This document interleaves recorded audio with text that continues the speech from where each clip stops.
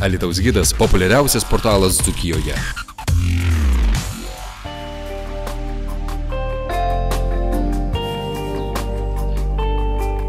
Alytaus gyventojų ir miesto svečiai jau galės mėgautis vandens pramogomis didžiajame Dailidės ežerėlyje. Sovietmečio sunkiaisiais metalais užterštas vandens telkinys išvalytas. Įrengtas paplūdimys su gelbėtojų nameliu, sutvarkyta aplinka, nutiesti dviračių takai, įrengtos 2 sporto aikštelės. Projektas turėjo būti priduotas 2013 m. rugsėjį, tačiau rangovai atsiliko nuo grafiko. Darbai jau baigti.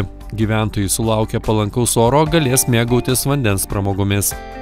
Bendra projekto vertė yra beveik 3 milijonai, 2 milijonai 800 tūkstančių. Darbai fiziškai yra visi atlikti. Šiai dienai rangovas tvarko techninę dokumentaciją objekto pridavimui. Tai ne pirmas projektas Alytuje, kuomet gyventojams bandoma sudaryti sąlygas praleisti laiką prie vandens telkinių.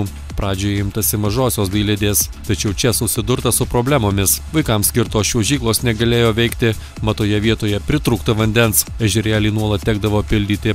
Alytaus miesto savivaldybės administracijos direktoriaus pavaduotojas Janis Laurinaitis teigia, jog didžiojoje Dailidėje taip neatsitiks. Trūko vandens tiesiog po didžiosios Dailidės išvalymo, dar nespėjus prisirinkti. Tačiau mes jau pastebėjom, kad praktiškai metai laiko, tas yra prisipildžius ir tas lygis išlikęs toks pats, todėl problemų dėl vandens stygiaus tikrai nebus. Nors didžiosios Dailidės sutvarkymui išleisti beveik 3 milijonai litų, tačiau nepagalvota, kaip apsaugoti šį turtą. Pernai vandalai jau spėjo pasidarbuoti, apgadintas pontoninis tiltas, nulupta dalis lentų, gelbėtojų namelis paverstas pasilinksminimų vieta. Kameros nebuvo numatytos projekte, kadangi nebuvo techninių galimybių.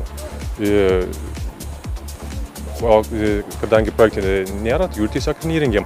Atskirą pirkimą, manau, bus galima padaryti, šnekėti su specialistais, kurie prekiauja ir prižiūro kameras, tai galimybės tikrai yra pastatyti internetinės kameras, kuriam nereikėtų iš viso laidinių laidų.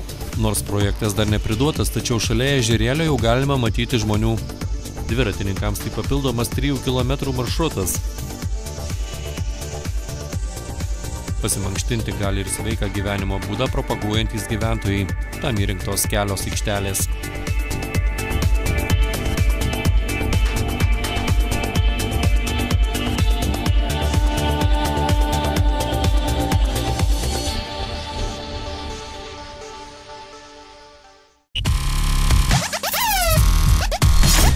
Alytaus gidas – populiariausias portalas Dzūkijoje.